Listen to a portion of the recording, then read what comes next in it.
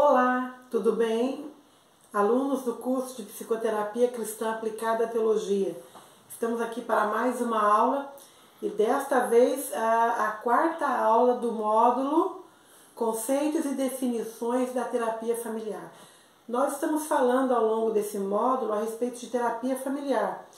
E hoje nós vamos falar a respeito da importância da terapia familiar e também do papel do psicoterapeuta. Quero chamar a sua atenção a respeito desse assunto, que é um assunto de extrema importância para o seu entendimento, está bem? Para que você possa entender o que pode e o que não pode, vamos colocar assim, né? Quais são as regras, qual é a conduta do terapeuta diante de um tratamento psicológico. Então nós vamos falar a respeito disso. Pois bem, e se tratando da importância da psicoterapia familiar, a terapia familiar ajuda as pessoas de uma determinada família que estão passando por momentos de conflitos ou de estresse a encontrar novamente a harmonia familiar. Pois bem, existem famílias que vão além da família nuclear. Lembra que nós estudamos nas aulas passadas? A família nuclear compreende a mãe, o pai e os filhos, né?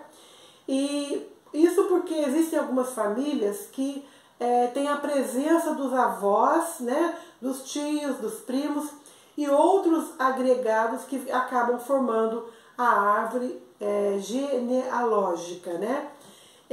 Todas essas pessoas poderão estar convivendo em um mesmo ambiente familiar.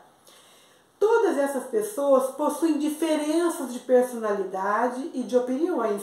É importante ressaltar isso aqui. E muitos conflitos acontecem em decorrência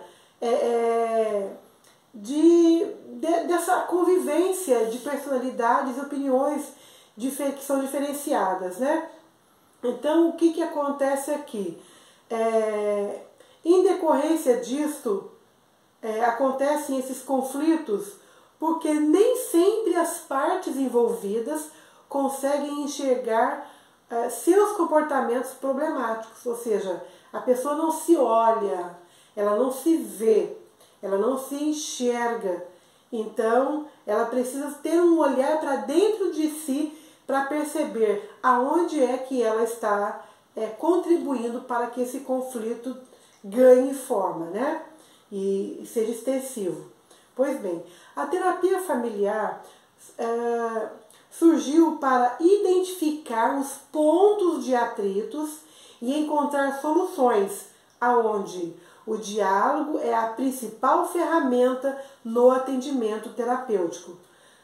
Por quê? O que acontece aqui? Um fala e o outro escuta. Mas de que maneira esse outro, que é o caso do terapeuta, né? Que é a pessoa aqui, o foco aqui é o terapeuta. Quando fala? Quando o paciente fala. Quem fala? O paciente fala. E o outro escuta sob o olhar da análise. Ou seja, aqui estamos falando do papel do psicoterapeuta. É necessário fazer o exercício da empatia.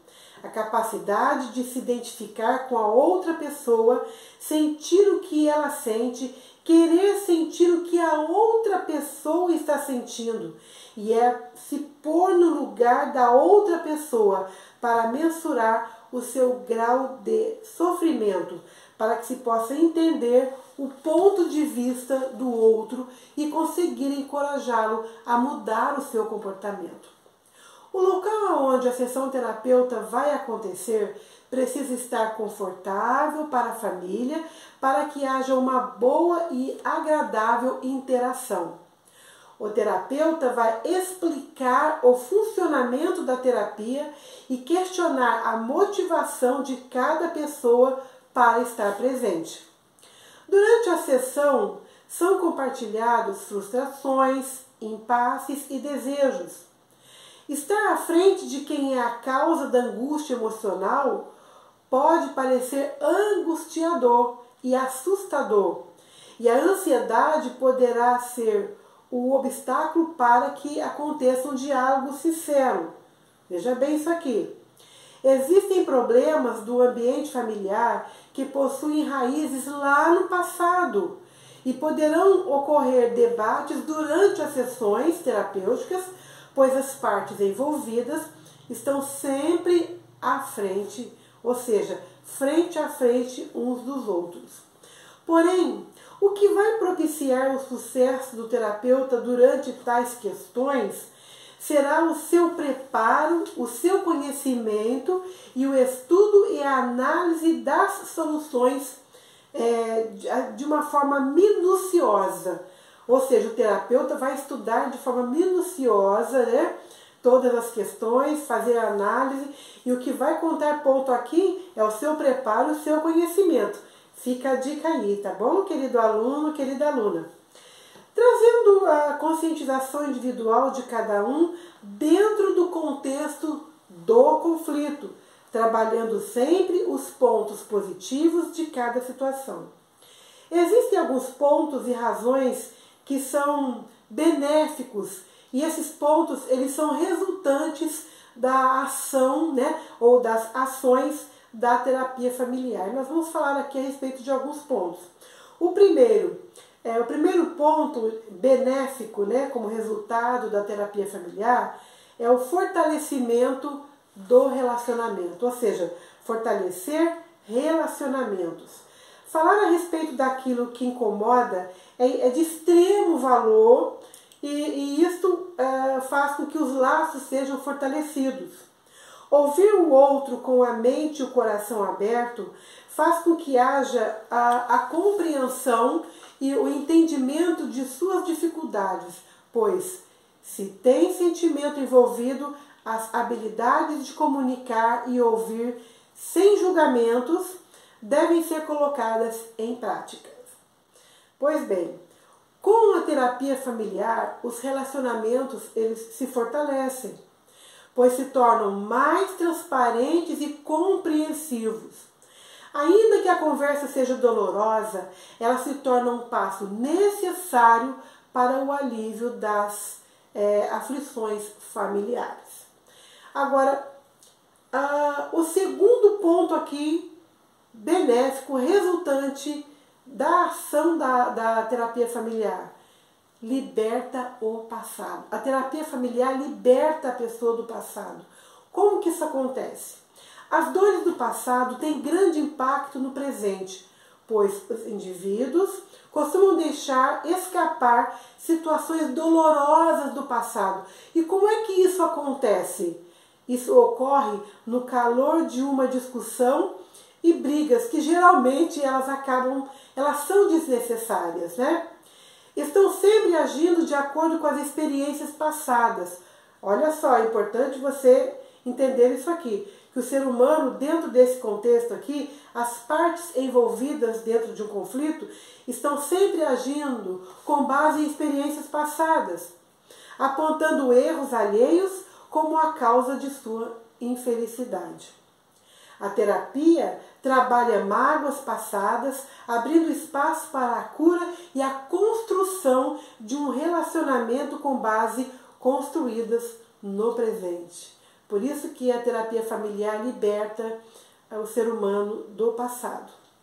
Pois bem, o terceiro ponto aqui é que promove o trabalho em equipe. A terapia familiar promove o trabalho em equipe. E como isso ocorre? Uma família é uma equipe de pessoas. Vamos pensando aí.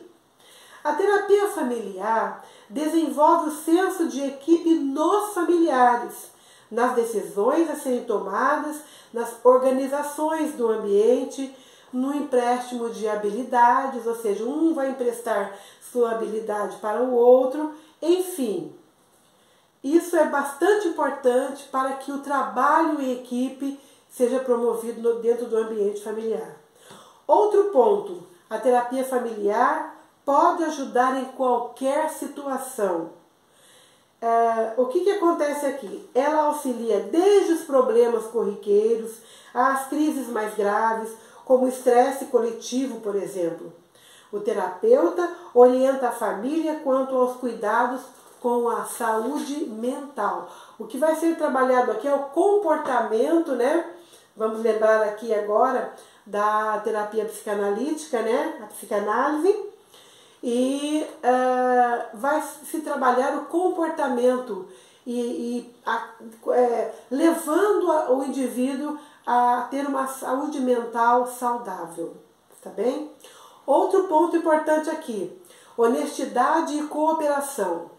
É comum na dinâmica familiar, após um conflito, os membros da família esquecerem do problema e seguirem sem conversar com os outros, ou seja, a pessoa acaba ignorando aquela outra pessoa.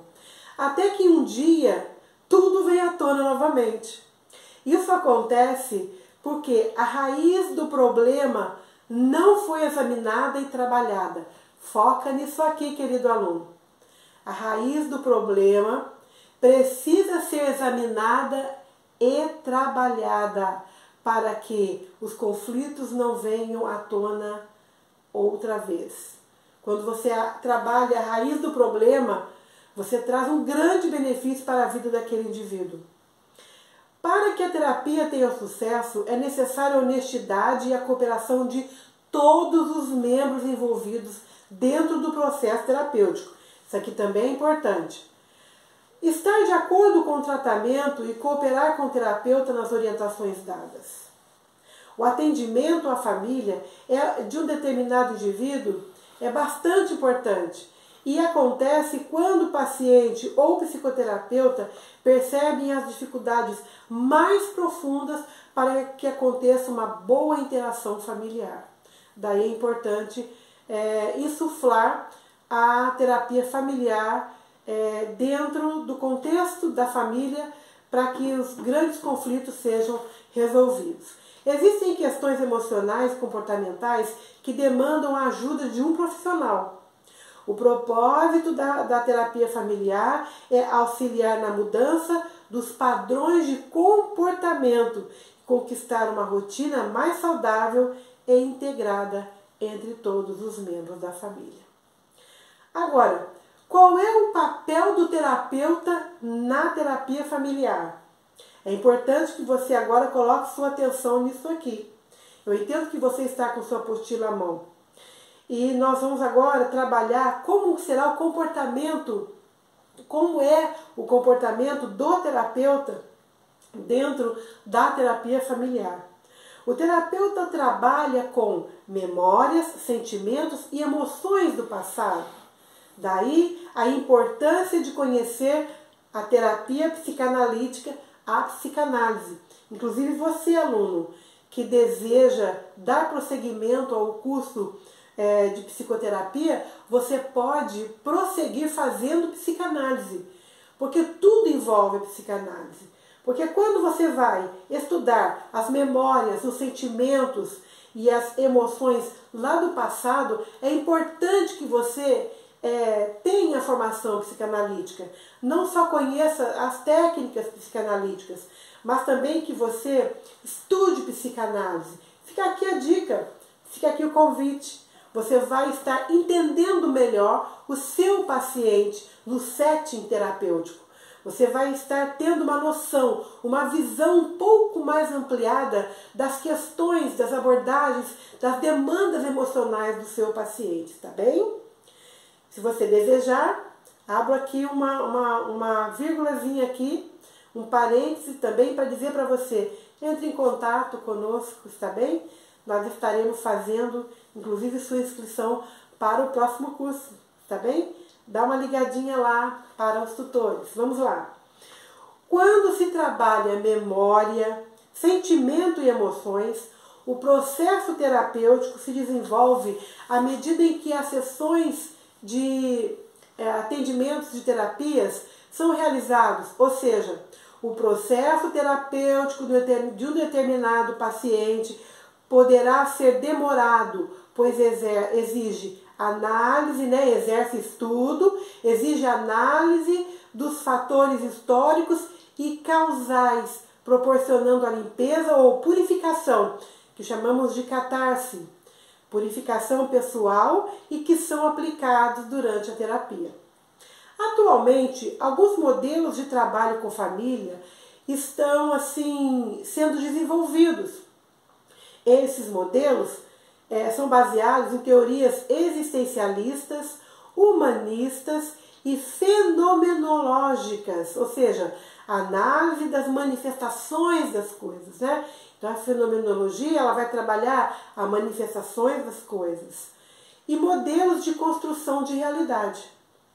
Eles propõem que cada um de nós carregamos estruturas de crenças que também organizam o nosso comportamento em suposições ideológicas, em convicções e atribuições que fundem percepções e preconceitos. A atuação do terapeuta diante disso é visar a reformulação desses modos de interpretação que já estão cristalizados, tá bem? Abrindo outras possibilidades interpretativas, de forma que tanto o passado como o presente podem ser reformulados por meio de novas modalidades de atuação entre os membros da família. No nível terapêutico, não se trata de remover os problemas. Presta atenção nisso aqui. No nível terapêutico, não se trata de remover os problemas, mas a busca de possibilidades alternativas para uma melhor convivência e superação. Os problemas existenciais são analisados e compreendidos dentro do contexto familiar, tá bem? Então, o que acontece aqui? Possa ser que o problema não seja resolvido dentro de um processo terapêutico familiar, mas existem coisas que são irreversíveis, vamos colocar assim. Então, o que acontece aqui? O psicoterapeuta ele vai buscar a melhor alternativa para uma melhor convivência e superação daquele determinado problema. Entendeu? Então, os problemas existenciais eles são analisados e compreendidos dentro do contexto familiar. Do ponto de vista terapêutico, o alívio do sintoma é o resultado das mudanças na experiência interna da família. Não basta somente focalizar no presente e no passado. Às vezes, se torna necessário reelaborar o passado. Então, vai acontecer uma reelaboração do passado, modificando as ações do presente em vista de um futuro melhor. Quais os cuidados que o terapeuta deve ter mediante o processo terapêutico? Agora, isso aqui é bastante importante também. O psicoterapeuta precisa observar as diretrizes da profissão relacionadas à forma de lidar com o paciente, quer seja no âmbito individual ou em grupo. É importante para o psicoterapeuta entender que, acima de tudo, no aspecto profissional, a psicologia é laica, ou seja, o saber psicológico não está pautado em dogmas religiosos. É importante você, aluno de psicoterapia cristã, entender isso aqui, está bem? Então, vou repetir aqui. O saber psicológico não está pautado em dogmas religiosos, mas nas pesquisas e metodologias científicas. Desde o início a gente vem falando a respeito disso, que psicologia é ciência metodológica, é comprovação científica. Por isso, o terapeuta deve ter o cuidado de não impor a crença religiosa ao paciente, nem postura política, nem escolha profissional ou orientação sexual. É preciso entender que tanto a religiosidade quanto a espiritualidade podem ser objetos de estudo da psicologia, pois envolve comportamentos humanos. Então, eu gostaria que você, que tem um posicionamento religioso, saísse um pouquinho do seu posicionamento e tivesse uma visão geral do que é a psicologia, a psicanálise, está bem? Do que é uma interpretação psicanalítica, do que é uma interpretação psicológica nas questões psicoterapêuticas, para que você entenda o problema emocional daquele determinado indivíduo.